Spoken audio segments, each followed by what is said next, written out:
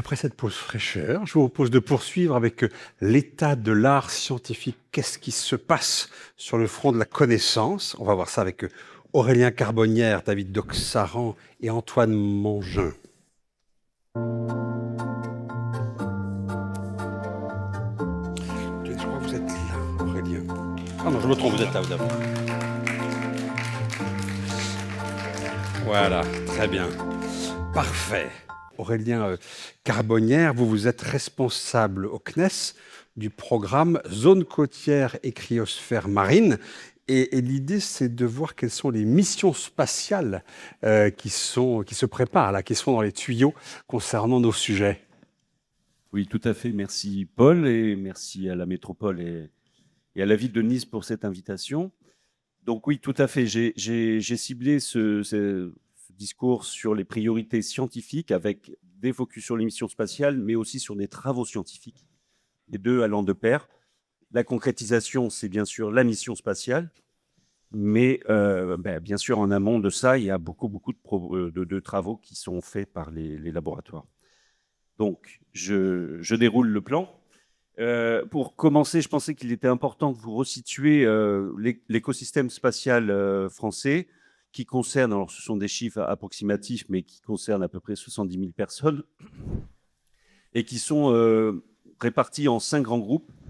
Les laboratoires scientifiques, donc qui bien sûr élaborent les projets de recherche, le secteur académique, les universités, les nombreux cursus universitaires qui sont en lien avec le spatial, les organismes institutionnels, donc les ministères, nos équivalents d'instituts publics, les pôles de compétitivité, etc. Et puis, vous avez les deux secteurs du bas qui sont aussi très importants et qui concernent énormément de personnes.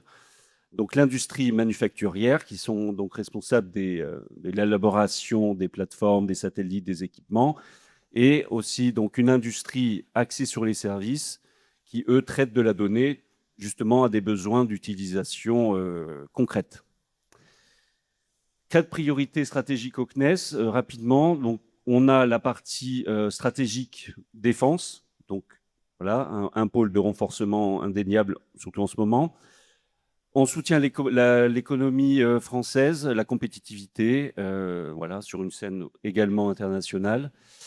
On s'engage dans un monde plus durable, alors aussi bien par le biais de nos infrastructures, hein, de plus en plus on essaie d'être vertueux sur ce sujet-là, mais également tout ce qui est observation de la Terre, on contribue à sa connaissance dans un objectif donc, de développement durable et donc de meilleure gestion des territoires, de la mer et des espaces. Et le rayonnement, on a des laboratoires scientifiques de très haute qualité qui font des publications de rang A, qui se positionnent de façon incontestable sur l'échelle internationale. Au niveau du CNES, je voulais aussi vous souligner comment on est organisé, notamment pour cette partie dans laquelle je m'occupe, qui est quand même très située en amont du spectre de la donnée. Hein. Si on peut dire, on a l'amont avec tout ce qui est préparation, jusqu'en aval. Préparation de quoi? Des missions spatiales? Voilà, préparation, incubation, faire maturer des idées nouvelles, Ouais, c'est ça. supporter, stimuler les scientifiques, les financer. Donc on est vraiment en amont de tout ça. Au niveau du CNES, on s'est organisé de la sorte, c'est-à-dire on a le haut conseil d'administration du CNES qui décide de toutes les décisions. On a un comité des programmes scientifiques qui valide les orientations scientifiques. Puis là, vous avez ces 3 branches, une partie sciences de l'univers avec le CRS, une partie observation de la Terre avec le TOSCA, une partie sciences humaines et sociales qui est aussi importante. Donc moi, je fais part de ce comité TOSCA, donc, qui veut dire Terre solide, océan, surface continentale et atmosphère. Ce comité TOSCA, il est quand même très important, il est pivot dans cette chaîne de décision, car comme il est mentionné ici, il oriente toutes les priorités, les orientations scientifiques, on décide des futurs programmes spatiaux et on sélectionne aussi les projets qui méritent d'être supportés sur plusieurs années. Pour faire cette priorisation, on s'attache donc finalement le CNES réunit ce grand comité TOSCA tous les 4 ans Et tous les 4 ans, on fait cette synthèse programmatique. On utilise, comme c'est marqué ici, d'autres travaux de support, hein, des travaux de prospective nationale, européen et international. On utilise tous les groupes d'experts du sujet. On essaye donc de maturer, d'identifier, de faire la synthèse de toutes ces informations. Et on en sort des priorités et des recommandations majeures ou moins majeures, on appelle ça substantielles. Mais voilà, ces priorités majeures qui sont déclinées. Alors ici, c'est justement pour ça que j'ai fait aussi cette diapositive. C'est parce que là, maintenant, on va rentrer dans le sujet donc, plus thématique. Priorité sur la zone côtière. Bon, là, c'est vraiment pour vous introduire des choses que vous savez déjà. Hein. Ce sont des concentrés de défis sociologiques, stratégiques, économiques, scientifiques pour une meilleure gestion de l'environnement. On a un contexte de changement climatique, on a un contexte de pression anthropique. Voilà, ce sont des territoires sous haute tension. Donc, pour ça, pour aider à peut-être mieux gérer, in fine, ces territoires, on utilise la donnée spatiale, on utilise la donnée de terrain, donnée in situ, et on utilise aussi toutes les données issues du numérique et de la modélisation. Et c'est vrai que cet aspect de modélisation, cet aspect numérique prend de plus en plus d'importance. On est dans une ère numérique, comme vous le savez, et donc que ce soit la donnée spatiale, donnée in situ et les modèles, on arrive à simuler, à faire des scénarios de l'évolution de ces territoires. Et il y aura quelques exemples. Des priorités scientifiques donc, qu'on a pu élaborer. Je passe rapidement, je vais les détailler juste après, mais c'est vrai que ces priorités, elles nous aident considérablement, d'une part, à financer des projets de recherche, donc sur plusieurs années.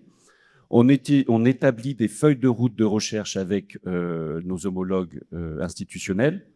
Donc sur la mer et le littoral, je pense notamment au CNRS, à l'IFREMER, au BRGM, oui, enfin voilà, il y a une pléthore d'instituts de recherche avec lesquels on travaille, le CHOM. On met en place aussi les futurs produits et services, enfin en tout cas on émet des idées pour de futurs produits et services grâce notamment à une infrastructure nationale qui s'appelle DataTerra. Et dernier point très important, on met en place des concepts de futures missions, en tout cas on réfléchit à comment de futures missions spatiales peuvent répondre à des besoins. Alors là, pour le coup, c'est des besoins plus scientifiques, mais on élargit en second plan sur des besoins qui sont beaucoup plus opérationnels également. Alors, j'ai trois lots de priorités scientifiques dans le domaine côté océan. Un premier gros lot, c'est tout ce qui est en lien avec la biogéochimie marine, la couleur de l'eau et l'hydrologie côtière. Alors, ce sont peut-être pour vous des termes un peu barbares. Biogéochimie, c'est tout ce qui est transformé. Quand vous parlez des lots, qu'est-ce que c'est ces lots? Ça correspond à quoi? C'est moi qui les ai en fait. Parce que vous savez qu'ensuite on va parler de Oui. France 2030 où on parle aussi de l'eau. Oui, Là, alors, ce sont vos lots à vous. c'est pas des les lots à lots moi. de France. D'accord. On dit un assemblage de priorités D'accord. scientifiques. C'est vous qui voyez les choses comme ça. Très bien. Voilà, qui concerne finalement à peu près des domaines, des thématiques scientifiques similaires. D'accord. Donc c'est vrai que c'est un peu ambigu par rapport à d'autres initiatives, mais on va dire un assemblage de priorités scientifiques. Donc transformation et le devenir d'éléments, c'est la biogéochimie marine, hein, donc carbone, phosphore, azote, tous les éléments et la matière organique. La couleur de l'eau, on arrive grâce à l'identification de paramètres spécifiques à la couleur de l'eau vue par satellite à en traduire finalement des signes, des indicateurs très importants pour la qualité ou voilà, pour son évolution et notamment en lien avec les pollutions. Et l'hydrologie côtière, donc là c'est en lien avec la température et la salinité. Les travaux actuellement, donc vous voyez, on a ces études sur les paramètres biogéochimiques qui est en cours. David, mon voisin de droite, va en parler beaucoup plus, de façon beaucoup plus extensive, avec ce portail qui a été fait notamment en lien avec ACRI-ST pour tout ce qui est justement meilleur suivi de l'évolution de ces eaux grâce à ces paramètres. Ce portail, de quel portail s'agit-il? C'est un portail que vous pouvez consulter, qui est sur Internet, et en fait, vous arrivez grâce à ce portail, à retirer des informations que la science et la recherche ont nourries. Son nom. C'est quoi si on... Ouais, c'est Audatis MR. C'est un peu ODATIS ODATIS, moyenne résolution. MR. MR. Parfait. Voilà. Donc je continue ensuite. Donc là, on sort un peu des paramètres biogéochimiques. On va sur la salinité. On a un satellite en vol qui s'appelle SMOS, qui a presque plus de 20 ans d'existence. SMOS. SMOS. Ouais. Voilà, je rentre pas dans les acronymes, il y en a beaucoup. Non, c'est pas la peine, mais juste voilà qu'on dise voilà, qu'on SMOS, c'est comprenne. salinité. Ouais. Et c'est vrai que la salinité nous apporte beaucoup d'informations sur tout ce qui est circulation océanique, échange océan-atmosphère. Et pour tout ce qui est zone côtière, la salinité est un indicateur justement de renforcement potentiel des cyclones. Donc, il faut suivre forcément. La salinité est un indicateur de renforcement des cyclones. Disons qu'elle renseigne sur des probabilités d'émergence, voire de renforcement de cyclones qui passent au-dessus des zones côtières, des estuaires. Vu que l'eau est plus douce au niveau des estuaires, on peut imaginer que ça implique des conséquences sur l'atmosphère. D'accord. Et sur ces événements dramatiques, enfin qui peuvent être dramatiques. Alors, prochains travaux, on est toujours sur ce grand assemblage de données de priorité scientifique. On est toujours sur le lot 1, là. Voilà, toujours sur le lot 1. On a des futurs travaux, des futures missions. Le cas le plus concret qui va se passer d'ici la fin de l'année prochaine, enfin fin 2027, c'est le lancement d'une mission franco-indienne Trishna, qui est donc ciblée sur la température de surface de la mer. On parle bien de mission spatiale, évidemment. Hein. Mission spatiale en coopération donc franco-indienne. Et c'est vrai que l'identification de cette température de surface, donc elle sera aussi bien côtière que continentale, va nous permettre, en tout cas pour le côtier, d'imaginer de nombreuses applications, de nombreux suivis scientifiques, qui vont apporter beaucoup d'informations sur l'état de santé de nos milieux côtiers. Donc ça, c'est fin 2027. Et ce qu'on a aussi dans l'idée, c'est en tout cas d'instruire un projet sur la couleur de l'eau.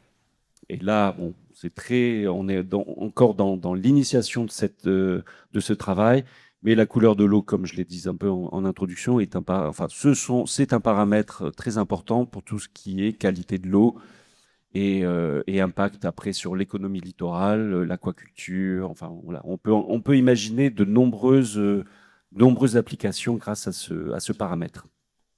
Dynamique sédimentaire, comme c'est marqué ici, des panaches qu'il y avait eu dans vos belles diapos d'introduction, où on peut voir comment les fleuves se jettent dans la mer et voilà, quelle est la dynamique hydrosédimentaire, justement.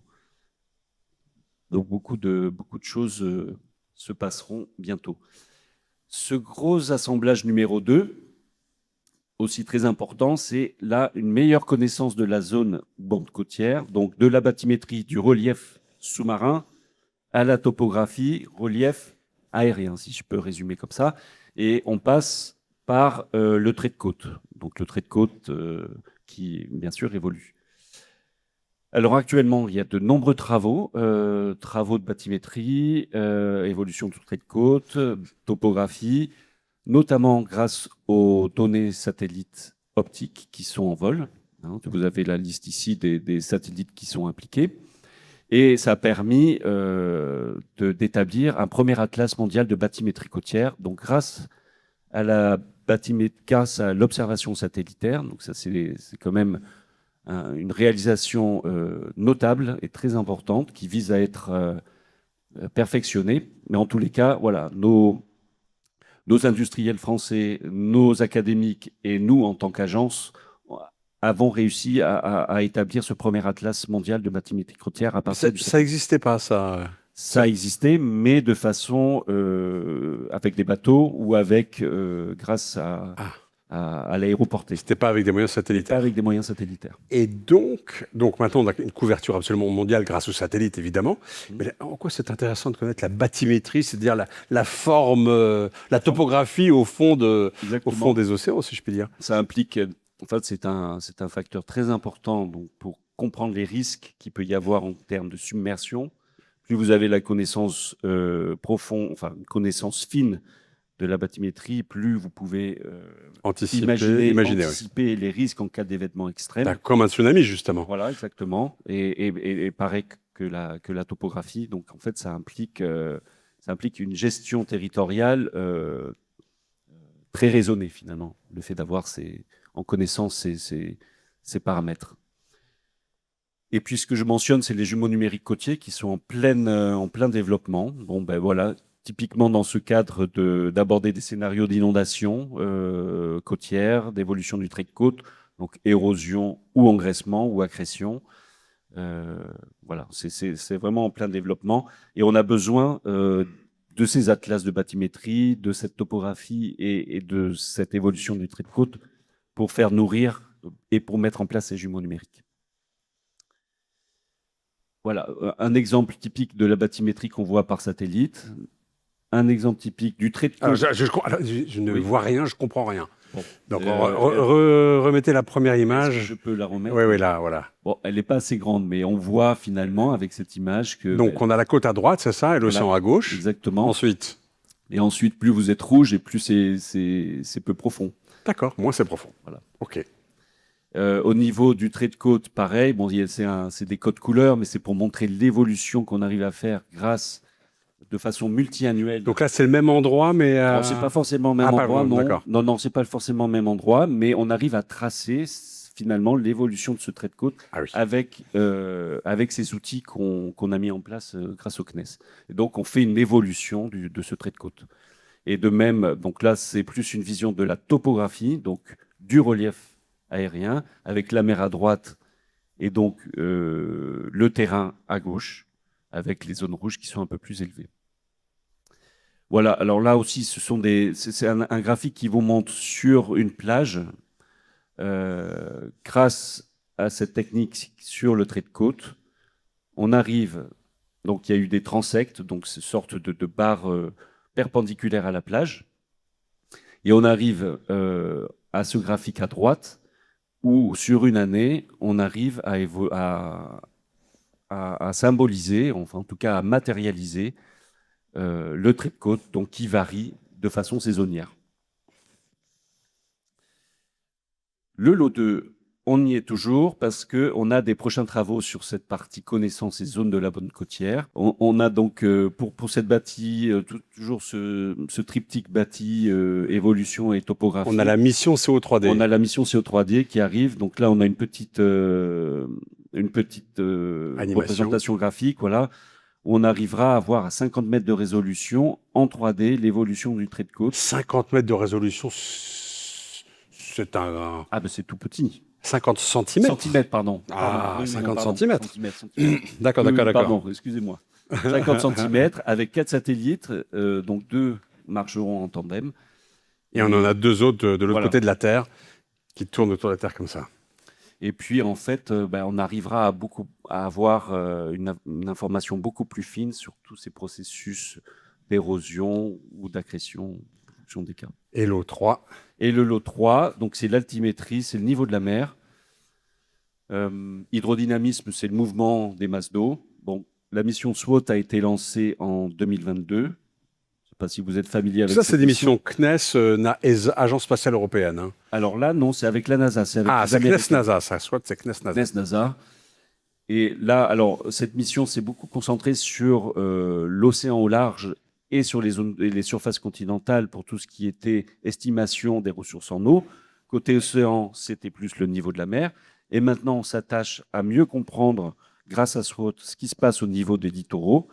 Et voilà, on est en train, en tout cas, les experts techniques et les scientifiques sont en train de travailler justement pour une meilleure exploitation de cette mission sur la zone côtière. Avec, ici, vous avez tout ce qui est potentiellement identifiable comme implication scientifique et opérationnelle. J'ai bientôt fini. Nous, on travaille dans un contexte, bien sûr, national, européen et global. Alors, il y a de nombreux autres projets locaux d'adaptation au changement climatique. Je parle du programme SCO, que le CNES a mis également en place. SCO, SCO. SCO, Space Climate Observatory. Et là, il y a de nombreux projets qui se veulent très territoriaux, c'est-à-dire qu'ils sont très ciblés sur des thématiques assez ciblées et propres à une application territoriale. Donc il y a plusieurs exemples qui sont listés là. Il y a eu des projets SCO, je pense, en région PACA. Je ne les connais pas vraiment par cœur, mais il y en a eu, ou il y en a encore. Donc voilà, et c'est vraiment encore utiliser la donnée spatiale, couplée avec des données socio-économiques, couplée avec d'autres données pour essayer de mieux appréhender l'évolution du milieu. On va continuer avec vous, David. Merci beaucoup, Voilà. Aurélien. On va parler de biodiversité, de vie dans les océans et de bandes côtières, qualité des eaux, les dernières évolutions scientifiques. Voilà, avec vous, on va vraiment s'intéresser à la vie dans les océans. Vous êtes chercheur CNRS, au LOV, le laboratoire d'océanographie de Villefranche. Vous êtes un spécialiste de l'étude des eaux côtières par imagerie satellitaire. Et on s'était rencontrés l'année dernière, on avait parlé de cette fameuse couleur de l'eau. Effectivement, on est capable, grâce à des satellites, juste en observant, en analysant la couleur de l'eau, d'apprendre des tas de choses, notamment sur la teneur en plancton dans ces eaux. Exactement, oui, merci. Donc, j'ai mis justement en bas à droite, là, c'est une conférence qu'on avait fait en décembre 2024 avec Antoine Mangin et un collègue Louis Terratz. C'était 6 mois avant l'UNOC, événement qui a eu lieu à Nice il y a 1 an, et je vais en dire un mot ici aussi. Juste pour commencer, je vais introduire un petit peu le laboratoire d'océanographie de Villefranche où je travaille, parce que c'est un lieu historique de l'océanographie. Il y a plus de 2 siècles que les études de l'océan sont faites. Ça a commencé par l'étude de la biologie en biologie marine, l'identification d'espèces de plancton, phytoplancton, zooplancton, dans la baie de Villefranche, là, qui est très profonde et très riche. C'est très représentatif ce qu'on y trouve en termes de plancton marin. Donc ça a commencé comme ça, dans ces bâtiments historiques que vous voyez là. Tout l'historique est très intéressant. Oui, ça a même été une station zoologique russe à un moment donné, parce que ça a suscité beaucoup de collaboration à l'international avec les Russes, avec l'Europe du Nord. Et donc, il y a un document là que vous pouvez trouver en ligne qui reconstitue tout l'historique de cette station marine et qui est passionnant. OK, les locaux sont aussi historiques. Ils existaient bien avant le laboratoire d'océanographie. Et donc, vous pouvez les visiter une fois par an. C'est pendant les journées de la science, ce sont des journées portes ouvertes. Vous pouvez voir donc ces magnifiques locaux historiques et aussi toutes les technologies nouvelles que nous contribuons à développer pour mieux observer et comprendre l'océan. Voilà, donc je reviens, on est 1 an après l'UNOC. Donc voilà, l'UNOC sont un signal d'alarme qui est tiré par les scientifiques qui alertent les politiciens qu'à cause des activités anthropiques notamment, l'océan va mal, très mal. Ça se traduit par du réchauffement, acidification, désoxygénation, élévation du niveau de la mer. Donc il y a des mesures qui doivent être prises et les scientifiques font des recommandations aux politiciens qui en tiennent compte ou pas. Jean-Pierre Gattuso, que vous voyez ici, donc il travaille au LOV, qui a reçu l'an dernier la Légion d'honneur pour l'ensemble de sa carrière, a été co-organisateur de la partie scientifique de cette UNOC l'an dernier. Et donc, il tire le bilan dans plusieurs articles, dont un grand public ici dans le monde, sur ce qui a été fait, ce qui a résulté de cet événement, l'UNOC à Nice. Donc, il y a une prise de contact vraiment forte qui a été prise entre les politiciens et les scientifiques qui peuvent vraiment leur fournir des recommandations qui sont prises en compte ou pas ensuite, par la suite. OK, donc je passe maintenant à une des petites révolutions qu'il y a eu dans l'observation de l'océan, en partie grâce à des chercheurs du laboratoire d'océanographie de Villefranche. C'est l'observation sur l'ensemble de l'océan, sur l'océan global, du principal constituant coloré de l'eau, c'est le phytoplancton. Donc, c'est la base de la vie dans l'océan, par extension par la pêche jusqu'au niveau des terres. C'est grâce au phytoplancton qu'une partie du CO2 annexé dans l'atmosphère est. Alors, attendez, parce qu'on voit des tas de couleurs absolument magnifiques auxquelles on comprend rien. Donc, qu'est-ce qu'on voit là? Qu'est-ce que vous nous montrez? Il y a du phytoplancton là? On voit du phytoplancton? Voilà, ce que vous voyez, c'est du phytoplancton, la concentration en phytoplancton, les plus élevées en rouge, les plus faibles en bleu. Et on observe depuis 30 ans. Alors, je vois pas beaucoup de rouge. Alors, un petit peu au bord des côtes, c'est ça? Exactement. Ok. Les côtes sont les zones les plus productives. Ce que vous voyez en bleu sont ce qu'on appelle les déserts marins, sont les zones les moins productives, qui sont complètement isolées. Et donc, tout ce Et phytoplancton. le bleu clair, le jaune, le vert, ça va encore. Mais le bleu foncé, là, on n'est pas content. Le bleu foncé. Ah non, c'est la vie. C'est comme ça. C'est la vie. On va du bleu au rouge. Et voilà. Et donc, ce phytoplancton qui est la base de la vie en mer, dans l'océan, est fortement affecté par le changement climatique, les activités anthropiques. Et donc, on assure un suivi de tout cela au niveau de l'océan global. Mais je vois 2013-2014, donc ça fait longtemps qu'on est capable de suivre ce phytoplancton alors. Oui, depuis 30 ans. à peu près. Et donc, c'est la base de la chaîne alimentaire dans les Exactement, océans. tout dépend Ouais. de ça. Il y a le phytoplancton, le végétal, le zooplancton, les poissons, les mammifères marins et ensuite la pêche. Donc, ça va jusqu'à nous. Et voilà, le dérèglement du cycle du phytoplancton affecterait toute la vie sur la planète. Ok, ça, c'était justement un travail qui avait été réalisé par ACRI où on voit toute la saisonnalité. La société ACRI, dont on va reparler. Ok, donc ça, c'était au niveau de l'océan global. Or, on est censé parler de l'océan côtier surtout. Oui. Donc voilà, c'est pour dire que depuis 25 ans aussi, on fait la même chose, et même plus, je dirais, au niveau des eaux côtières. C'est-à-dire, on assure 25 ans d'observation satellitaire, des résolutions de 300 à 20 mètres. Donc c'est un travail qui a été réalisé grâce au CNES, grâce au pôle Audatis, dont je vais parler après, et encore une fois la société ACRI. On a reconstitué pour répondre aux besoins de la communauté française 25 ans d'observation des propriétés optiques, physiques, biogéochimiques des eaux côtières françaises, avec des observations satellitaires calibrées, validées par 25 ans d'observation in situ, notamment au niveau des points que je montre là, mais en fait, il y en a bien plus.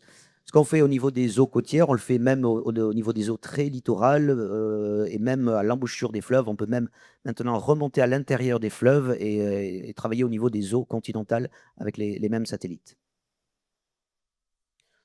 Ok, donc ça c'était des travaux au niveau national et on fait même des travaux au niveau local. Je montre ici des exemples dans le cadre d'une thèse à gauche qui a été financée par la région PACA, la société ACRI, le CNES, le LOVE. On a étudié quelle était l'évolution des lagunes méditerranéennes qui sont fortement anthropisées, fortement contaminées. En raison, ici, c'est d'une centrale EDF qui a fortement contaminé le milieu, engendré des anoxies, donc des mortalités massives au niveau des espèces pélagiques et benthiques. Tout ça à cause des rejets Au de la pélagique, centrale les EDF. poissons, Oui, dans la colonne d'eau, benthique au fond. benthiques au fond. Donc voilà, il y a des crises écologiques majeures qui ont eu lieu à cause voilà, des activités anthropiques et qui sont maintenant régulées et qu'on assure un suivi, on surveille la réhabilitation de cet étang mieux qu'on peut le faire à partir de mesures in situ. Grâce aux observations satellitaires, on est capable tous les mois de qualifier la qualité des eaux et de suivre les efflorescences algales et les rejets de cette centrale Donc EDF. ça, pour vous, c'est résolu, en tout cas, c'est sous contrôle. À la fin de cette thèse, il y a un produit opérationnel qui a été développé. Donc maintenant, oui, dans le cadre d'un procès en cours sur la réhabilitation de l'étang, depuis que des consignes strictes sont appliquées sur ces rejets d'eau douce turbide, ce sont des produits satellitaires qui ont été développés, qui sont utilisés pour faire juge de foi, pour voir si les consignes sont bien respectées et dans quelle mesure cela permet de réhabiliter cet écosystème. Et la centrale EDF, c'est une centrale nucléaire ou c'est une centrale Hydroélectrique. ah, hydroélectrique? Voilà, c'est le fleuve de la Durance qui est en partie dévié quand il faut fabriquer avec des turbines de l'électricité. Oui, Et donc, ce sont énormément d'eau douce très turbide qui sont déversées dans cet étang d'accord. de berre. Donc turbide, ça veut dire chargé de En limon ou en sédiment, en suspension, limon, en sédiment. qui va Et complètement modifier la transparence de l'eau et oui, donc toute la photosynthèse dans la colonne d'eau et près du fond. d'accord. Donc ça Voilà, c'est tue un la. travail abouti, très intéressant avec des applications et à partir de développements fondamentaux théoriques donc, qui est abouti. Donc ça, c'est. Et qu'est-ce que peut faire la centrale, la centrale hydroélectrique? Parce que quand elle doit larguer l'eau pour produire de l'électricité, de toute façon, elle est toujours turbide, cette eau-là. Il y a tout simplement des périodes au cours de l'année Oui, auxquelles il ne faut surtout pas relarguer de ces eaux douces des turbides. À périodes où il ne partir du faut moment pas. où ces D'accord. consignes-là sont respectées, eh Oui. bien, on voit que depuis 5 ans à peu près, tout le système est en cours de réhabilitation. Ça va être lent, mais on voit de la recolonisation d'espèces benthiques. Donc là, un exemple extrêmement concret où effectivement la connaissance vue de l'espace permet d'agir directement et de résoudre un problème, là, pour le coup, très local. Voilà, sur l'ensemble d'un étang, alors que là, ce sont 10 stations fixes qui sont échantillonnées tous les mois par des gens qui travaillent sur ce site et qui étaient demandeurs de ce type de produits, qui sont très satisfaits par ce genre de résultats. On les comprend. Ok, et encore plus local, donc je montre à Nice un travail de master là, qui vient de se terminer, financé par la métropole Nice-Côte d'Azur, qui a permis de reconstituer l'évolution des crues de ces deux fleuves là, qui se jettent dans la baie des Anges, le Paillon et le Var. Donc on se demande si avec les événements extrêmes, vous voyez l'image que vous voyez là, c'est après le. Alors, où est-ce qu'on est là? Qu'est-ce que à gauche, à droite, de quoi qu'est-ce que Ah vous oui, pardon, montrez? on est en haut à droite. Ce que vous voyez, c'est l'aéroport de Nice, enfin toute la baie des Anges. Vous voyez les eaux marrons qui sont déversées par le fleuve. Moi, je vois Var. pas d'eau marron. Qu'est-ce que vous appelez les eaux marron? Elles sont marron? Elles sont marrons. Si j'avais un pointeur, je vous montrerai. Si, elles sont marron et marron verte. D'accord, au centre, quoi. Voilà, Hein, c'est vous d'accord. voyez l'aéroport C'est de ocre, on voit Nice. au point. D'accord, ok, compris, j'ai compris. Voilà, mais ça, c'est après la tempête Alex. Donc, il y a Ah une oui. énorme érosion au niveau de l'arrière-pays niçois. Et donc, tout ça, c'est en partie retrouvé dans les fleuves. Ça a été déversé dans les eaux côtières. Donc, on a reconstitué 25 ans d'évolution de ces crues événementielles pour voir si elles se sont accentuées dans le temps. Et puis, pour avoir, encore une fois, un outil opérationnel pour assurer l'impact de ces fortes crues, de ces événements extrêmes sur les eaux côtières niçoises. Ok, je montre un autre exemple d'un ancien de Villefranche-sur-Mer qui est maintenant basé à Nantes, qui a montré comment on peut utiliser les produits satellitaires à haute résolution pour optimiser la productivité des parcs ostréicoles, ça sur la façade atlantique, et partout dans le monde et très près des côtes, comment on peut détecter et suivre l'évolution des fluorescences d'algues toxiques très près des côtes à haute résolution spatiale. Donc c'est un travail très utile pour la santé des écosystèmes côtiers et même pour les humains vivant près des côtes. Voilà, Vous êtes donc capable d'anticiper l'arrivée de ces algues toxiques, par exemple on voit le déclenchement, on sait quels sont les facteurs dans le cas duquel elles se déclenchent, et donc on peut au moins alerter les autorités que voilà, il y a un bloom qui se développe et qui évolue de telle façon, à telle distance des côtes pour qu'ils puissent prendre des mesures. Ok, donc les satellites, c'est très bien, ça permet d'observer l'océan global et l'océan côtier et littoral, mais uniquement au niveau de la couche de surface en 2D. Donc, ce qui a été développé au cours des dernières années pour l'océan global hauturier et aussi pour l'océan côtier, c'est l'utilisation de plateformes autonomes profilantes. C'est ce que vous voyez là. On appelle ça Alors plutôt là des où? De robots. quoi me parler? En bas, au milieu, vous voyez une sorte de structure verticale, et en bas, vous voyez une sorte de petite torpille jaune. Voilà. Voilà, c'est ce qu'on appelle des plateformes autonomes qui profilent dans l'eau et qui complètent ce qu'on peut observer avec le satellite. Ces plateformes-là permettent d'observer ce qui se passe sur la colonne d'eau, de la surface jusqu'au fond. Et combiné avec des observations satellitaires, on se ramène dans l'océan côtier et dans l'océan global à des observations en 3D de l'océan. Donc c'est des C'est une systèmes évolution qui majeure. plongent jusqu'à quelle profondeur? Jusqu'au fond, si on le veut. C'est-à-dire? Alors, en côtier, c'est très facile. Même, Bien sûr. ils évitent de s'échouer dans le fond. Donc, ils font demi-tour et ils remontent juste avant de toucher le fond. Les petites plateformes verticales que vous voyez se développent de plus en plus.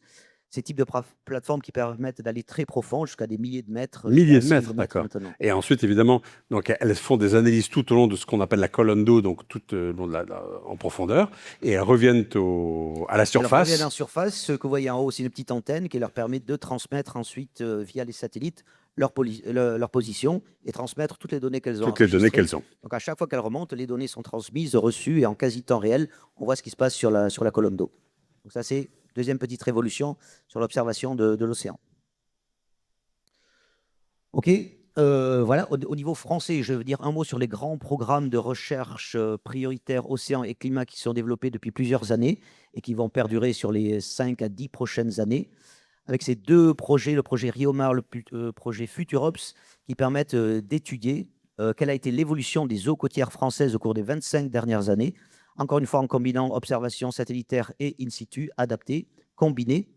Observations qui sont reproduites par des modèles numériques, ce qui permet d'expliquer ce qui s'est passé, de comprendre ce qui s'est passé, et ensuite de simuler ce qui va se passer dans le futur en fonction de différents scénarios d'évolution, du changement climatique et des activités anthropiques. Donc ça, ce sont des projets, encore une fois, qui mettent ensemble toute la communauté et qui sont très utiles pour la connaissance et la surveillance de l'évolution de nos eaux côtières.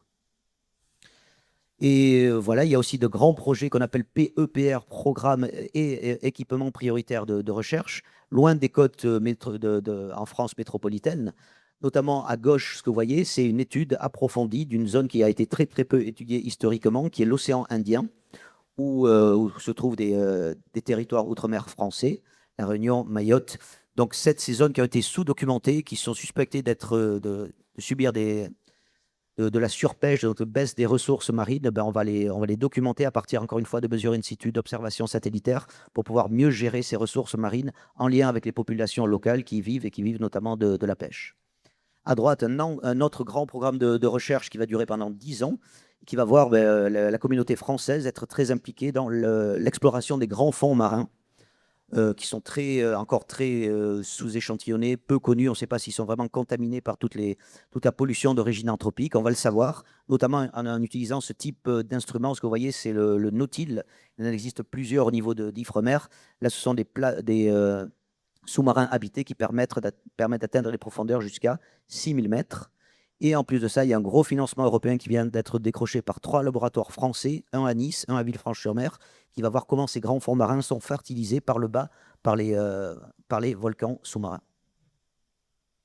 Voilà, alors il faut que je finisse par parler de ça aussi. Ça va être une très forte implication de la France au cours des 20 prochaines années sur l'étude de l'océan Arctique ou de la région arctique via la Tara Polar Station. C'est la station que vous voyez là, qui est sur le point de quitter l'Orient après avoir été conçue, fabriquée en France. Elle va explorer pendant les 20 prochaines années quelle va être l'évolution de la région arctique au niveau de l'atmosphère, des glaces de mer et de la colonne d'eau. Et ce, donc, même pendant l'hiver polaire, avec des scientifiques à bord qui vont dériver au niveau de la calotte, qui vont traverser toute la calotte glaciaire polaire et qui vont donc échantillonner tous ces paramètres. Dans le cadre des expéditions Polaris qui vont être menées par un ancien du laboratoire d'océanographie de Villefranche qui est encore lié au LOV, c'est Marcel Babin. Vous voyez ici un petit peu quel va être le plan d'échantillonnage qui va allier du classique et de la haute technologie avec des drones aériens, des drones sous-marins.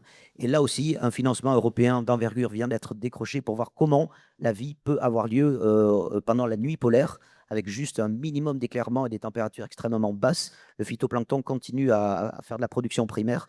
Et donc, il y a un financement européen qui vient d'être attribué pour étudier cela. Donc aussi de la recherche fondamentale, en plus d'observer quelle va être l'évolution de cette région arctique. Ok, je suis pas mal dans les temps pour vous dire que tous ces projets de recherche, ces grands projets de recherche et tout ce qui a été fait avant, il y a un effort qui a été réalisé en France au niveau national pour centraliser toutes ces observations qui ont été faites au niveau de l'océan, pour vérifier la qualité des données, documenter comment ont été réalisées ces données, pour les archiver et les distribuer dans le futur au niveau national. Ça se fait au niveau de pôles nationaux et au niveau de l'océan, c'est le pôle de données et services pour l'océan, ODATIS. Et ce n'est qu'un des pôles de l'infrastructure de recherche DataTerra qui compartimente tout le système Terre en atmosphère, terre solide, surface continentale et océan. Et juste pour dire que dans ce domaine, la France est vraiment très bon élève et au niveau européen, c'est nous qui faisons le mieux dans cette partie bancarisation des données, observation de la Terre. Merci David de Xaran, bravo, quel dynamisme, c'est incroyable tout ce qui se passe, c'est absolument remarquable. On continue avec vous, Antoine Mangin, pour parler d'avancées scientifiques qui sont utiles au territoire. Merci beaucoup, je vous le passe la zapette. Donc vous appuierez sur le bouton vert pour avancer les diapositives. Avancées scientifiques qui sont utiles au territoire. Qu'est-ce qu'on peut faire là tout de suite? Il y a pas mal de choses qui peuvent être faites avec notamment ACRI. Vous êtes le directeur scientifique de cette société ACRI ST qui a été créée par 4 personnes il y a 35 ans. Et aujourd'hui, ACRI qui est installé à Grasse, c'est 150 personnes, c'est ça, non? Alors c'est 150 personnes en tout. Ah, vous êtes à Grasse? On est à Sophia Antipolis. À Sophia et Antipolis. on a un centre à Grasse. Enfin, on a plusieurs centres. D'accord, plusieurs centres. Bon, très bien. Ouais, et donc, sur ces 150 personnes, il y en a 20 qui travaillent justement sur l'océan côtier. Et vous connaissez bien, en fait, tous les trois. Hein, voilà, vous êtes de la partie. On vous écoute, Antoine Mangin, sur ce qui peut être fait, là. Alors, justement, j'ai essayé de coller au titre, hein, avancée scientifique utile au territoire. Je ne pense pas que ce soit moi qui l'ai trouvé, ce titre. Alors, j'ai essayé d'être assez scolaire par rapport à ça. Donc, ACRI fait pas mal de travaux sur l'aquaculture, enfin, l'exploitation du spatial pour l'aquaculture et d'autres thèmes. J'en parlerai pas aujourd'hui parce que c'est pas vraiment quelque chose que j'imagine être utile au territoire. Quoique, bon.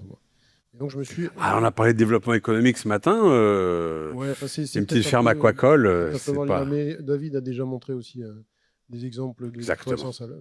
On sait que ça existe en tout cas. Vous pouvez aider à l'installation des fermes aquacoles. J'ai fait une chose un petit peu scolaire, c'est comment est-ce qu'on observe l'océan et les moyens qu'il y a pour observer l'océan. On parle beaucoup de couleurs de l'océan, donc j'ai mis la couleur de l'océan ici. Alors je vous ai mis quelques crayons de couleur, c'est-à-dire que les quelques crayons de couleur, c'est les couleurs qu'on voit quand on fait ce qu'on appelle du multispectral. La couleur de l'océan, c'est quelques couleurs. Et ça permet de regarder le début de la vie en mer. Ça, David en a parlé, hein, sur le phytoplancton, les cycles du carbone, les efflorescences toxiques, etc. on a d'autres, si on rajoute des crayons de couleur, voilà, on rajoute beaucoup d'autres nuances. Alors, ce que vous appelez rajouter des crayons de couleur, pour être tout à fait clair, on a des caméras qui regardent, effectivement, comme on le voit, elles sont tournées vers l'océan, elles observent, et elles sont capables d'observer dans le visible, donc comme l'œil humain, mais aussi, on va voir des choses dans l'infrarouge. Alors, c'est le visible et l'infrarouge pour la plupart, mais là, c'est simplement dire, le multispectral, j'ai quelques couleurs. Donc, je sais que je vais avoir du phytoplancton. Lorsque je compare le crayon vert avec le crayon bleu, je sais que j'ai beaucoup plus de vert que de bleu, donc je vais avoir du phytoplancton. Si j'ai plus de rouge, ça va être de la turbidité, etc. Donc, c'est quand même très simple comme ça. En rajoutant des couleurs, c'est-à-dire si on rajoute des discernements de couleurs à partir du capteur, on rajoute des possibilités. Vous voyez, j'ai mis, c'est les mêmes choses, mais on peut aussi avoir des types de phytoplancton. Si vous voulez, on peut carrément aller plus loin que ça. Et j'ai rajouté une mission que tout le monde n'utilise pas. Là, c'est une mission qui est une mission dynamique, c'est-à-dire qu'on émet un signal vers la surface de l'eau et on récupère des informations. C'est ce qu'on appelle le SAR, donc le radar à synthèse d'ouverture. Par exemple, il y a aussi l'altimètre qui a été mentionné. Enfin bon, là, c'est pour la physique de l'océan. Et en fait, Je ne sais pas ce que c'est la physique de l'océan. Je sais la pas ce que ça physique de veut dire. l'océan, c'est les vagues, les courants, voilà. tout ce qui est physique, tout ce qui Ça, bouge. ça, je comprends. Voilà. Ça, tout c'est ce clair. qui bouge dans l'océan. Très bien. Voilà. Et en fait, ce que j'ai essayé de faire aujourd'hui, c'est de vous montrer des applications qui utilisent un ou deux ou trois de ces techniques-là. C'est-à-dire qu'on capitalise sur le fait d'avoir plusieurs types de missions. Donc ici, je vous ai mis la cartographie des petits fonds marins, la pollution marine, ça c'est parmi les exemples. Là, je fais une petite digression sur les usages. Donc ici, tout le monde est convaincu que, enfin moi en tout cas, je suis très très convaincu de ça, que s'il n'y avait pas de réglementation environnementale, l'environnement, ça n'intéresserait pas grand monde, hein, en fait. C'est poussé par les réglementations à l'échelle européenne, nationale, locale, etc. Donc ici, On agit en faveur de l'environnement grâce aux réglementations à cause locales. ou grâce, comme vous voulez. Ouais. Donc ici, je vous ai mis les zones qui dépendent de la directive cadre sur l'eau, qui est une directive européenne, et les États membres, la France, a le devoir de reporter chaque 5 ans, je pense, à l'Europe la qualité de ces eaux. Alors aussi bien continentales, c'est les zones vertes, bleues et oranges, là, mais aussi les zones très, très côtières. Donc là, le satellite est utilisé pour faire ça. On est aussi sous le coup de la DCSMM, donc la directive cadre sur la stratégie du milieu marin, c'est aussi une directive européenne. Et le spatial apporte des informations pour ça. Et là, alors c'est un truc qui est important à mentionner, c'est des directives régionales, ici régionales au sens anglais, c'est-à-dire que vous avez OSPAR, ELCOM, BARCOM. OSPAR, c'est tout ce qui est mer du Nord, et en fait les pays riverains de la mer du Nord et de l'Atlantique Nord se sont mis d'accord pour faire de la surveillance des eaux dans le cadre d'une convention Oslo-Paris, donc OSPAR. Et c'est un précédent historique, c'est-à-dire que c'est la première fois, mais ça fait depuis 3 semaines à peu près, que les États membres sont d'accord pour utiliser le spatial pour faire cette évaluation de la qualité des eaux. Et on a contribué à ça, donc c'est quelque chose qu'il faut signaler ici. Donc ça va faire un précédent. C'est-à-dire que OSPAR, on va passer à BARCOM, enfin à la Convention de Barcelone. C'est-à-dire qu'il est reconnu maintenant officiellement que la couleur de l'océan est utilisable pour faire de la réglementation sur la qualité des eaux. C'est quand même un très bon moteur. Et donc, c'est pour ça que je vous ai mis aussi le suivi des aires marines protégées, qui va directement, qui est la déclinaison locale en fait du suivi de la qualité des eaux, mais avec des capteurs qui sont officiellement agréés pour faire ça. Voilà, donc ça c'est un projet sur lequel j'ai 2 collègues qui sont dans la salle qui travaillent dessus. C'est dans le cadre du programme Copernicus, c'est le suivi de la qualité des eaux. On travaille donc avec l'Office français de la biodiversité là-dessus, pour justement pour que les agences de l'eau s'emparent de ces produits-là pour arriver à faire du suivi de qualité des eaux. Et là, on utilise les petits crayons de couleur et la grande boîte de luxe, c'est-à-dire du multispectral et de l'hyperspectral pour faire ça. Ici, alors c'est les cartographies des petits fonds marins. Donc, on a parlé des posidonies tout à l'heure. Alors, il n'y a pas que les posidonies dans la vie, il y a aussi les zoostères, les cymodocées, pardon. Enfin, il y a tout un tas de choses. Il faut suivre l'évolution de la flore sous-marine. Et ça, on peut le faire par satellite pour des petits fonds. Et là aussi, on utilise un couplage. Alors, c'est très, très récent, ça, un couplage entre le multispectral, donc la couleur de l'océan classique, et l'hyperspectral. Et là, en l'occurrence, c'est une mission allemande qui s'appelle le NMAP, en attendant la mission européenne SHIME, qui va bientôt sortir. Mais vous voyez la cartographie des fonds marins qu'on a fait valider justement par des gens qui sont allés plonger, qui ont fait de la cartographie. Voilà. Donc, ce qui veut dire que sur les zones comme la Côte d'Azur ici, on peut très bien refaire du suivi en mélangeant du multispectral et de l'hyperspectral, faire du suivi de la cartographie des fonds marins. Ça, là, c'est des algues qui sont échouées sur l'estran. Donc, l'estran, c'est la zone émergée on va dire, de la côte, quoi. Et ça, c'est une cartographie et une classification des algues qui sont échouées. Là, c'est pareil, hein, c'est surtout de l'hyperspectral. Où est-ce qu'on est là? Alors là, on est je crois qu'on est en Angleterre, il me semble. C'est un projet qu'on a fait avec des Anglais. On avait plusieurs sites. Ça doit être le site anglais. Vous voyez, l'université de Portsmouth et nous. Et on arrive, vous voyez toutes les différentes couleurs qu'il y a dans la palette de couleurs qui est au milieu là. Tout ça, c'est différents types d'algues qu'on peut discriminer sur les stands. Donc, depuis l'espace, on est capable de savoir quel est le type d'algue auquel on a affaire. Exactement. D'accord. Ici, c'est beaucoup plus classique. Hein, c'est ce qu'il y a sur le fond. Alors, désolé, c'est en anglais, mais c'est la bathymétrie. Donc, il y a beaucoup de travaux sur la bathymétrie, sur le blanchiment des coraux. C'est peut-être moins intéressant ici, mais sur la petite bathymétrie, on en a parlé aussi. Voilà. Donc, voilà le genre de discrimination qu'on peut faire à partir de l'espace. Je saute directement aux pollutions marines. Donc, aux pollutions marines ici. Alors, je vais passer un petit peu de temps sur cette planche-là, parce qu'il faut savoir que c'est la métropole Nice-Côte d'Azur, il y a 20 ans exactement, qui nous avait passé un contrat. Enfin, ça a été en 2006 et puis ensuite en 2007. Vous, ACRI-ST. ACRI-ST, où on faisait de la détection de nappes d'hydrocarbures sur le littoral, surtout le littoral PACA, enfin région sud, en temps réel, et on faisait la simulation de la dérive de nappes si on en voyait. Et ça, c'était l'époque, alors c'était déjà très novateur, donc je voulais au moins saluer le fait que la métropole ait fait ça il y a 20 ans, hein, c'était pas très très courant de faire ça. Et en fait, on faisait ça uniquement avec du radar, parce que le radar permettait de faire ça. Ce qui est très nouveau là-dedans... Alors, on peut expliquer pourquoi le radar permet de suivre les nappes de pétrole? Si vous voulez. Bah, d'un mot quand même, parce que c'est pas évident. Pourquoi est-ce qu'un radar qui permet de voir un avion ou un drone russe ou ukrainien qui arrive permet de suivre les nappes de pétrole? Ouais, alors le radar, en fait, c'est le capteur actif dont je parlais au début. Hein. On envoie une onde électromagnétique. On envoie des ondes électromagnétiques qui ont des longueurs d'onde centimétriques, c'est-à-dire que voilà, une petite longueur d'onde. Et en fait, le radar fait ça. J'ai essayé de faire le radar. Hein, je vois bien, c'est bien, j'adore. Alors je fais le radar et je fais ça sur le côté, mais alors, normalement, ça va partir sur David, quoi. Ça va taper. Puis oui, ça repart chez... Donc c'est David qui va savoir ce qu'il y a. Sauf si vous avez des petites ondulations sur la surface, ce qui fait que les petites ondes, elles vont être opposées à des petites ondes.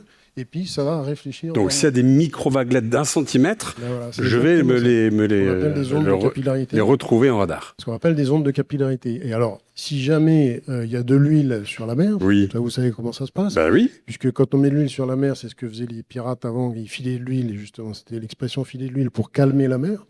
Donc, si vous mettez de l'huile sur la mer, il n'y a plus d'ondes de capillarité.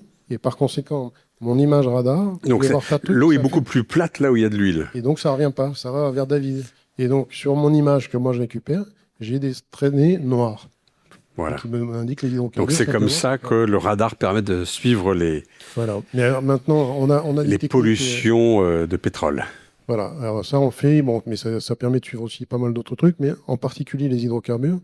Et ça, alors, c'est un système qui est très nouveau. Hein. Ça, c'est des simulations qui ont à peu près 1 mois. Vous voyez qu'on s'est même focalisé sur le détroit d'Ormuz, parce qu'il y a quand même beaucoup... Vous voyez, qu'est-ce que je suis censé voir? Je ne sais pas ce que je suis censé voir là. Il y a marqué cas d'étude, détection de pollution dans le détroit d'Ormuz. D'accord. Alors, on s'est mis sur le détroit d'Ormuz et avec des données Sentinel-2, on regarde tout le temps, dès qu'on a des images, s'il y a des pollutions. Bon, on voit tous les bateaux parfaitement. Il n'y a pas beaucoup de bateaux, donc pas beaucoup de pollution aussi. Détroit d'Ormuz, il y a beaucoup de bateaux, mais qui sont au mouillage. Quoi. Oui, c'est ça, on est d'accord. Et donc, on s'est mis là volontairement. Et en fait, ce qui se passe, c'est que on est capable, avec tout un système de machine learning, enfin d'intelligence artificielle, qui est le diagramme qu'il y a au milieu, que je pourrais vous commenter pendant des heures, mais je crois que j'ai plus 1 heure. Hein. Mais ça, c'est très, très puissant. C'est des modèles de fondation. Ça s'appelle des modèles de fondation. On utilise en entrée des données dans le visible, des données radar, enfin toute une panoplie de données différentes. Et on est capable de discriminer. Alors là, c'est pareil, vous voyez la tâche au milieu en bas. Alors, on est où? De quoi vous parlez? C'est au milieu en bas. On est en gris? C'est ça la tache qui est gris? Ouais, c'est une tache grise, c'est ça. D'accord. Donc, en haut de cette petite image, vous avez une petite tache jaune, c'est le bateau. D'accord. Attendez, je vais la montrer là, mais c'est là, hein, c'est ça? Voilà, elle va tomber Voilà, là. Et tout ça, c'est une trace d'hydrocarbures. D'accord. Et ici, vous avez toutes les classes qu'on arrive. Alors, je suis désolé, on n'arrive pas bien à distinguer ce qui est écrit, mais c'est toutes les classes qu'on peut distinguer avec ce type de méthode. Donc, c'est plus que des hydrocarbures.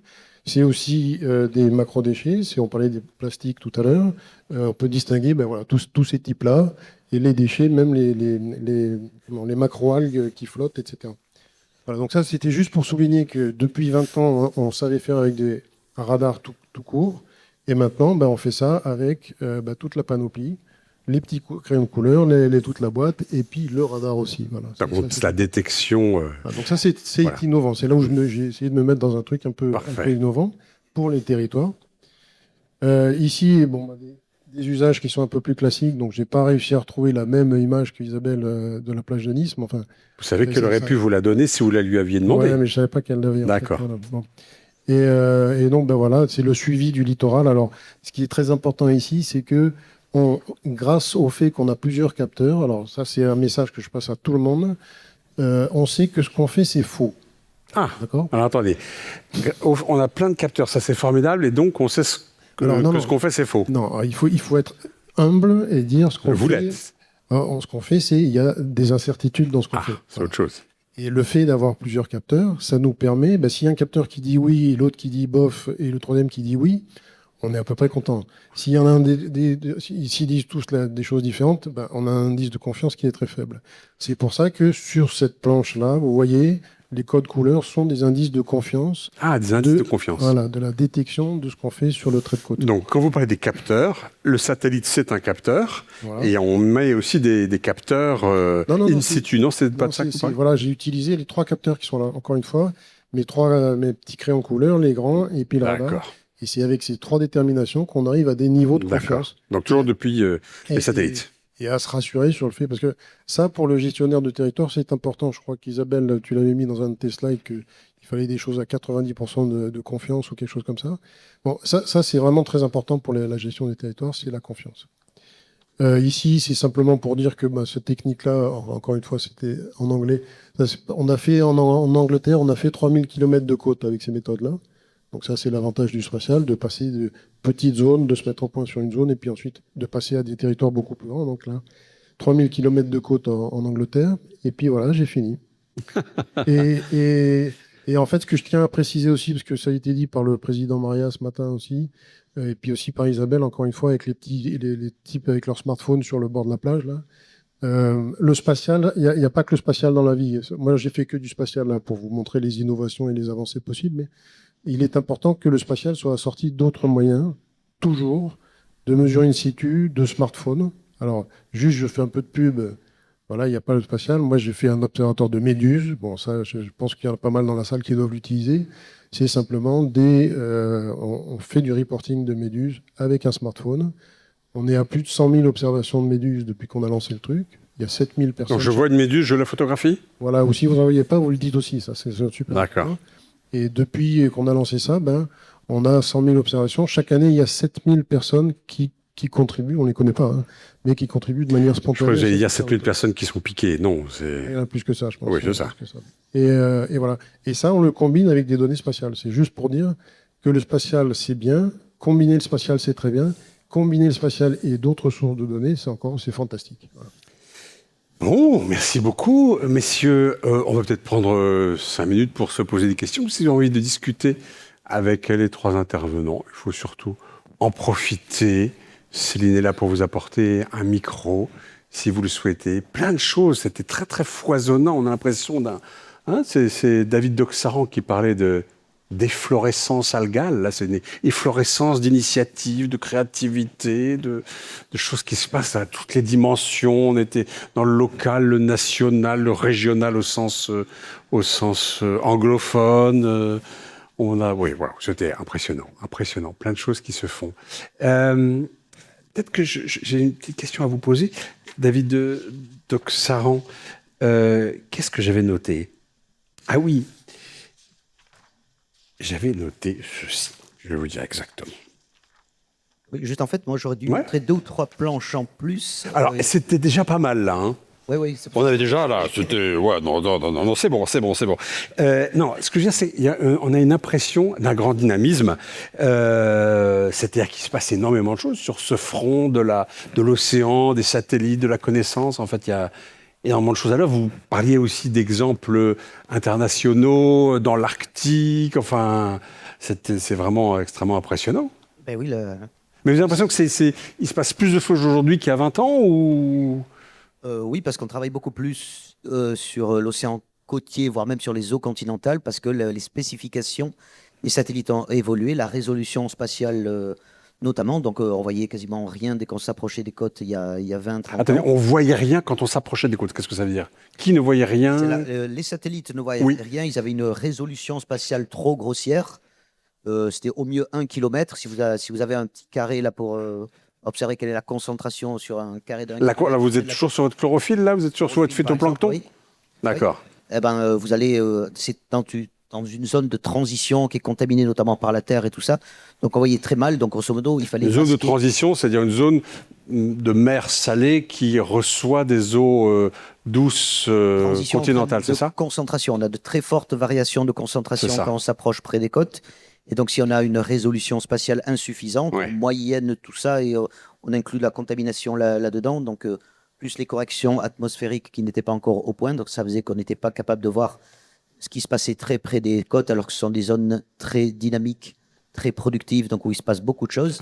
Ben, maintenant, depuis notamment les derniers capteurs satellitaires de l'Agence spatiale européenne, Sentinelle-2, Sentinelle-3. Ça, c'est des noms de missions spatiales de l'Agence Voilà. spatiale européenne, des satellites qui sont dans Donc on voit l'espace. beaucoup de choses à 300 mètres et 20 mètres de résolution. Donc ce sont des résolutions très bien adaptées. Ah, on a 20 mètres de résolution maintenant quand on veut regarder le phytoplancton, c'est ça? Oui, c'est possible. D'accord. Et ça suffit? Parce que là, excusez-moi, mais avec son radar, on était à 1 centimètre là.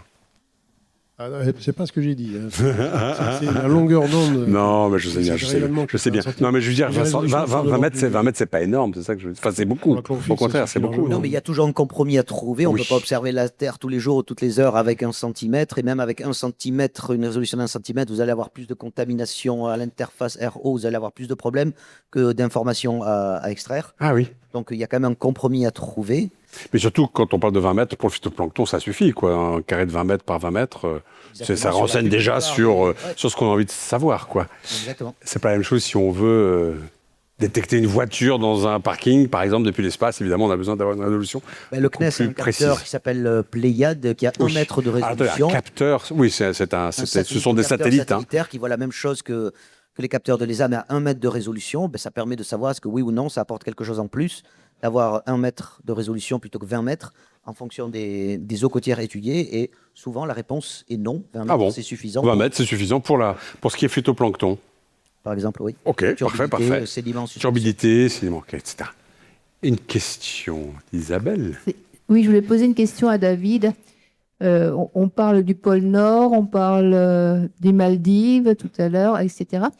On a l'impression qu'il y a de plus en plus de missions spatiales sur l'océan et peut-être de plus en plus de crédits ou d'opportunités. Est-ce que c'est le cas? Ça, je pense que c'est plutôt une question pour Aurélien, qui gère tous ces capteurs satellitaires de l'océan et de la Terre. Alors, oui, c'est vrai. Alors, j'avais une dernière planche, justement, que je n'ai pas pu vous montrer, mais qui montrait, en fait, toute cette constellation de satellites, en tout cas au niveau européen, en vol. Et c'est vrai que le diagramme est impressionnant.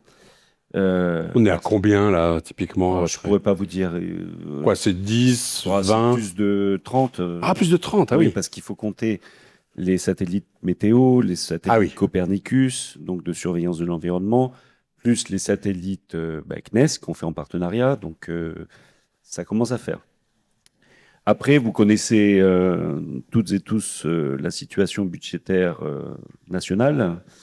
Et c'est vrai que les demandes se multiplient, mais le support financier, lui, il est, il n'est pas restreint, mais il doit être de plus en plus efficace.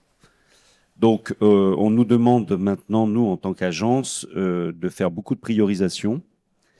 On ne pourra pas faire comme avant, c'est-à-dire peut-être qu'avant, on avait une impression que le spatial, en tout cas pour l'observation de la Terre, Il y avait de nombreuses opportunités. Maintenant, il faut beaucoup plus réfléchir. Il faut réfléchir au partenariat, réfléchir aux attentes des utilisateurs, réfléchir aux moyens de financement qu'il faut combiner ou pas. Donc finalement, maintenant, ça devient très multiparamètre justement pour essayer de prioriser les futures missions spatiales. Voilà. Donc c'est un budget peut-être contraint. Il faut faire mieux et c'est là où ça reste très, très challenging. Oui, je vous en prie, bien sûr, Céline. Oui, bonjour, une question de Béotien. Est-ce que pour toutes ces applications, ce sont plutôt des satellites géostationnaires dont la somme fait que ça couvre la totalité de la Terre, ou est-ce que ce sont des satellites qui sont donc en rotation de la Terre? C'est principalement des satellites dits héliosynchrones, c'est-à-dire ils tournent autour de la Terre, hein. En fait, ils font 14 orbites par jour, et donc ils couvrent, ils fauchent toute la Terre en une journée à peu près. Voilà, donc c'est 14 orbites par jour. Et sinon, il y en a quelques-uns qui sont géostationnaires. Et c'est là où Aurélien a une bonne nouvelle à nous donner. Ah, qu'est-ce que c'est cette histoire? Qu'est-ce qui se passe là? Non, je l'ai mentionné. Tu t'avances peut-être un peu.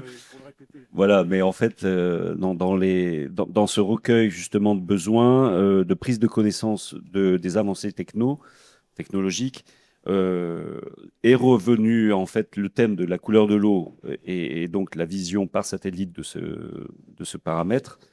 Et on va réinstruire parce que c'est un vieux dossier CNES national couleur de l'eau et on va réinstruire en fait cette thématique parce que justement on prend en compte de nouveaux paramètres. On a Attendez. Réinstruire Oui. cette... Qu'est-ce que ça oui veut parce dire? que réinstruire Ça veut dire quoi? ça veut dire que c'était un dossier et c'est une thématique qui a toujours été très importante pour nos communautés de scientifiques. Ok. Hein, David est là pour en témoigner, Antoine aussi. Et donc, ça fait plus de 20 ans qu'on en parle. Il y a eu plus de 20 ans des volontés de soumission, de financement à l'Agence spatiale européenne notamment. Et à chaque fois, enfin, au moins par 2 fois, le projet n'a pas pu aboutir. Alors, le projet, c'est une mission spatiale? Un projet de mission Non, spatiale. il y a un projet de mission spatiale d'analyse de la couleur de l'eau. C'est ça qui va être dédié à cette mission spécifique? Voilà, géostationnaire. Géostationnaire, oui. Mais qui n'a pas abouti pour plein de raisons. Et donc là, on essaye de revoir la volonté des scientifiques avec leurs spécificités scientifiques. Ça s'appellerait comment cette mission? Pour l'instant, elle n'a pas de nom. En fait, elle a même pas si vous voulez, l'étude n'a pas encore commencé. Oui. Mais en tous les cas, On c'est veut une voir. priorité du D'accord. CNES qui a été mentionnée lors du fameux séminaire de prospective que j'ai mentionné. Donc ça, ce serait un nouveau satellite consacré à la couleur de l'eau. Mais ça n'existe pas déjà? Il y en Il y a existe des déjà. satellites D'accord. au niveau asiatique et au niveau américain, Ah, mais pas sur l'Europe et européen. pas sur les zones côtières métropolitaines. D'accord. Donc vous utilisez, vous, des données américaines et indiennes? Et non, parce que les capteurs asiatiques, ils regardent la zone asiatique et les capteurs géostationnaires américains regardent aussi la zone Amérique. Donc il faudrait. Ah, ils sont géostationnaires, donc ils sont vraiment concentrés toujours au-dessus sur de leur la zone à eux. Ils zone tournent, au ils sol. tournent en même temps que la Terre et donc ils restent fixes au-dessus de la même zone. Ouais. Voilà, donc ça serait possible d'avoir un capteur Ça français. y est, qui j'ai compris. observerait la Avoir un France, satellite l'Europe, géostationnaire, ça y est. toutes les 10 minutes, toutes les 15 minutes. Ça y est, j'ai compris. Potentiellement, on verra comment On réinstruit le dossier. on réinstruit le dossier, c'est ça. Voilà, parfait. Parfait. Alors, il y avait un sujet dont on pourrait peut-être parler avec vous, Antoine Mongeant, parce que on a eu la chance de, j'ai eu la chance de vous parler un petit peu, et vous m'avez parlé un peu d'ouvrages côtiers. Isabelle Rézère en avait parlé un peu de ces ouvrages côtiers. Il y a des risques de submersion, il y a l'érosion. Qu'est-ce qu'on en fait? Et donc, par exemple, on avait cette image d'une Nice qui serait sous les eaux, qui serait inondée.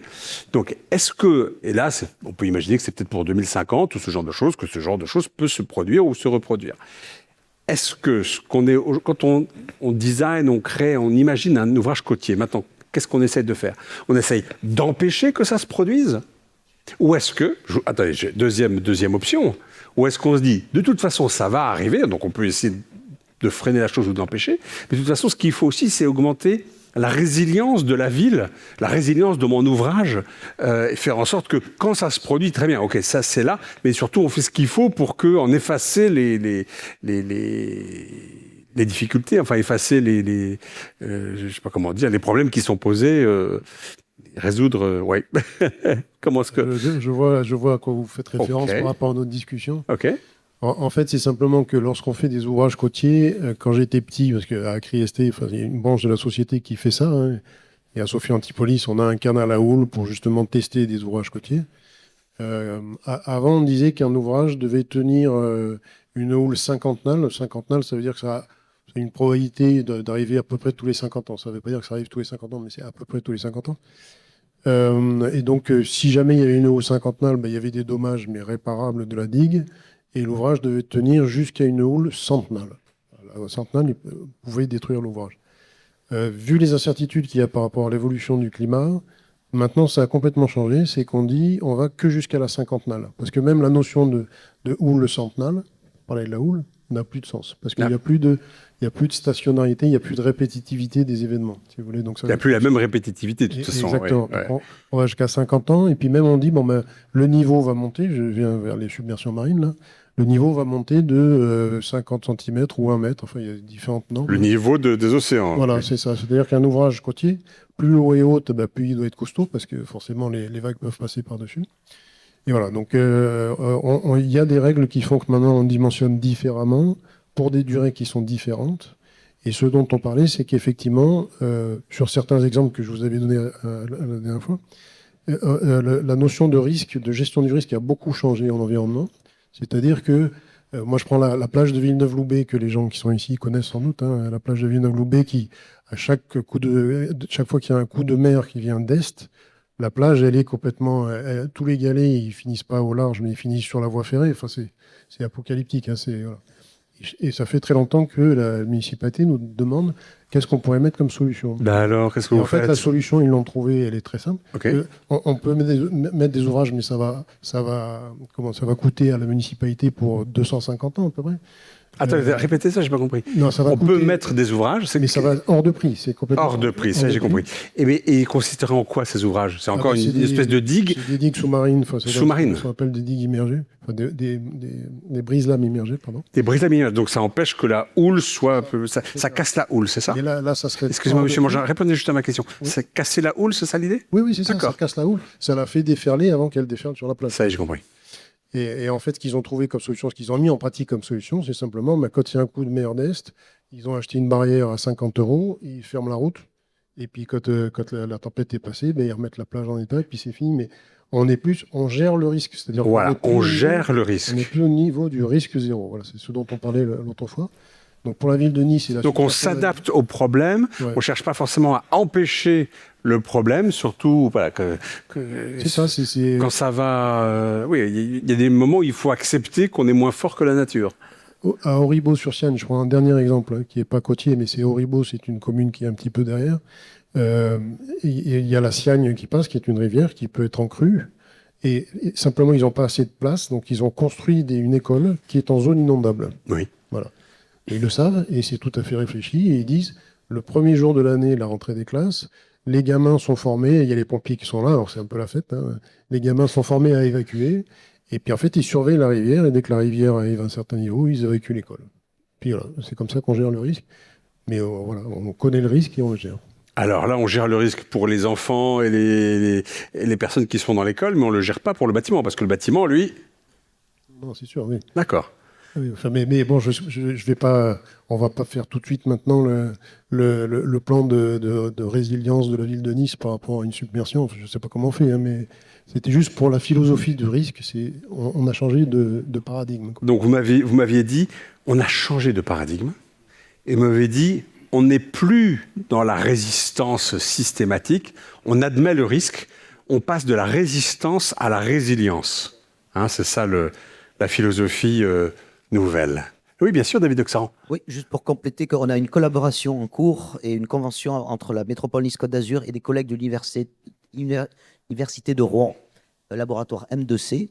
Ils utilisent justement l'altimétrie à haute résolution spatiale pour voir, année après année, centimètre par centimètre, juste au large de Nice, comment le niveau de la mer augmente en moyenne.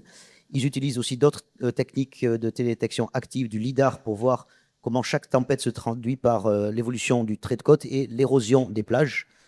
Voilà, et tout ça dans le cadre d'une collaboration. Donc, ce sont des choses qui sont très complémentaires, ce qu'ils font au niveau du trait de côte et de l'érosion des sols, avec ce que nous, on observe, ce qui est déversé dans l'océan côtier. Mais moi, je voulais juste rajouter là sur ce thème, finalement, et on le voit même actuellement avec les vagues de chaleur, c'est le maître mot finalement, c'est l'adaptation, et c'est construire des stratégies d'adaptation qui durent dans le temps.